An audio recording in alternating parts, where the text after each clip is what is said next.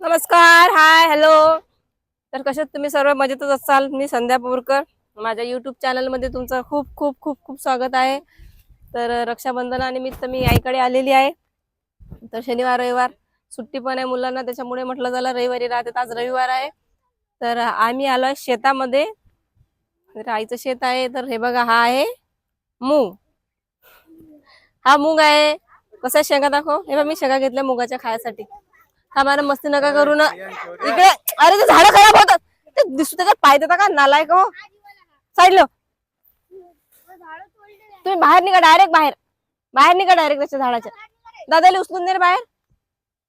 तर हे मुलं बघा किती करत आहेत, सगळे मस्ती करत आहेत. सगळं मोडून टाकलं ते. उचलून नेणं त्याला, तिला थोडी उचलता येणार आहे. त्याला काय समजते त्यातलं. हा, तर चला कंटिन्यू. रागाला त्याला ते झाड मोडले. तू पाय देऊन राहिला ना दादा.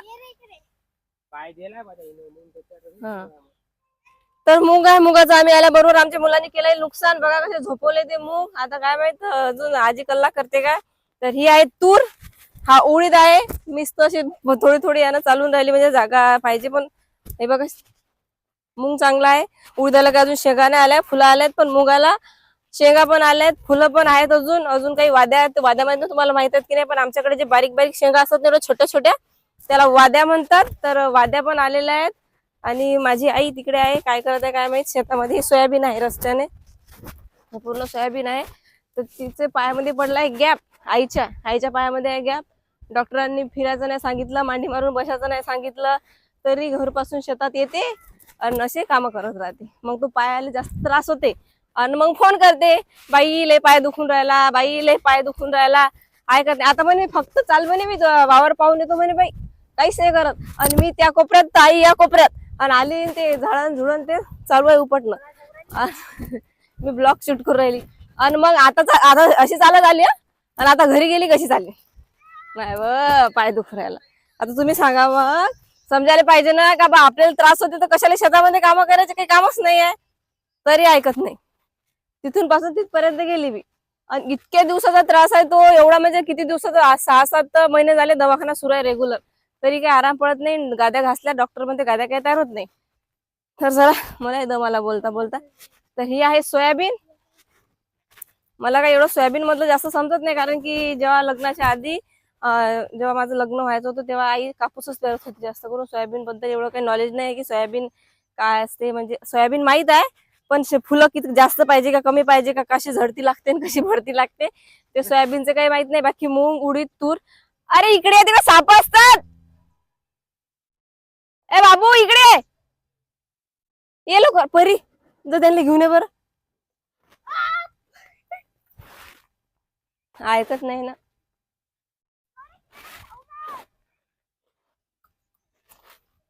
असं आहे मग आमचं, ऐकत नाही मुलं.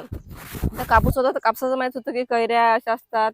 कापूस म्हणजे कापूस वेचायला येत होतो, निंदायला येत होतो. तुरीच्या शेंगा म्हणजे ते आधी ते झाड होत्या बघा, तुम्हाला माहित असेल ते काढी ना. आता ते मशीना वगैरे निघल्या म्हणून काही नाही, पण ते जेव्हा ते ठोकत होत्या ना पेंड्या, तेव्हा आम्ही ठोकू लागत होतो. नंतर उडदाच्या शेंगा तोडणं, मुगाच्या शेंगा तोडणं, हे सर्व आम्हाला माहित आहे. उडदाच्या शेंगा शक्यतो बाबा उपटून त्या झाडाखाली आणून द्यायच्या. ते झाड तिथं दाखवा, ते झाड तिथं अजून एक झाड होतं मोठं, ते म्हणजे पडलं का काय झालं माहिती नाही आता. तर त्या झाडाखाली बाबा उपटून आणून द्यायचे ते शेंगा, उडदाच्या झाडं, आणि आम्ही त्या शेंगा तोडत होतो. मुगाच्या शेंगा तर डायरेक्ट मग झाडालाच तोडत होतो. तर एवढं माहिती आहे, एवढं केलेलं आहे शेतामधलं काम. नंतर खत टाकणं, सोयाबीन लावणं, हे पण माहित आहे, हे पण केलेलं आहे. पण हे सोयाबीनचं काही माहित नाही, कारण की तेव्हा सोयाबीन आई लावतच नव्हती शेतामध्ये, कापूसच होता. आणि आम्ही कसं घरचे होतो सर्व करणारे, बहिणी, दादा, आम्ही 4 बहिणी, 1 भाऊ, आई. त्याच्यामुळे घरचं म्हणजे शेतातलं करणं माल शिल्लक उरत होता असं. तर असं आहे, आईचं शेत दाखवायचं होतं म्हणून आवारामध्ये आली आणि दाखवलं. तसं मी आईच्या इथं आली की म्हणजे पेरणीच्या वेळेस येते शेतामध्ये, जेव्हा पेरणी असते तेव्हा. नंतर काही आईने जर बोलवलं की तेव्हा येते. ते उडीद मुगाच्या शेंगा आल्या तेव्हा येते. कापूस होता तेव्हा कापसाच्या वेळेस येत होती. पण आता जसं जसं येण होते तसं तसं येते. आता जसं 2-3 दादांनी कमेंट केली होती की ताई कधी आईचं शेत दाखवा, तर हे आहे आईचं शेत. एकदम रोड टच आहे, म्हणजे थोडंसं रोडच्या तिथे अजून एक वावर आहे आणि इकडे एक वावर आहे आमचं. हे ज्यांना समजत नाही त्यांसाठी वावर, ज्यांना समजते त्यांसाठी शेत. शेत आणि वावर ज्यांना जे समजेन ते. अजून एखादी आहे का वावर आहे भाषा? शेत, वावर, अजून काय असते? शेत आणि वावरच माहिती आपल्याला. चला तर मग ब्लॉग आवडला असेल तर लाईक करा. बिगा हिंदीत म्हणतात ते खेत. मी अशा शेंगा खात असते बघा. मी अशी शेंग तोडते.